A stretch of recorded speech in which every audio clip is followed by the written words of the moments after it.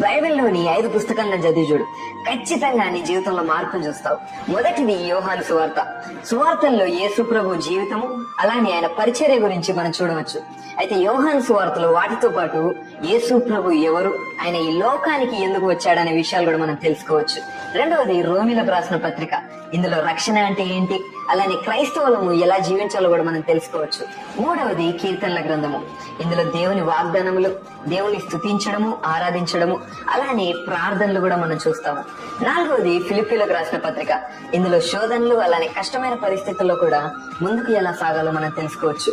ఐదవది సామెతల గ్రంథము. మన రోజువారి జీవితంలో జ్ఞానం కలిగి ఎలా జీవించాలో ఇందులో మనం తెలుసుకోవచ్చు. అయితే ఇంతకంటే కూడా చాలా ప్రాముఖ్యమైన విషయాలు చెప్పమంటారా? మొదటిది, బైబిల్ ఎప్పుడు చదివినా గానీ మెల్లగా అర్థం చేసుకోవడానికి ప్రయత్నం చేస్తూ చదవండి.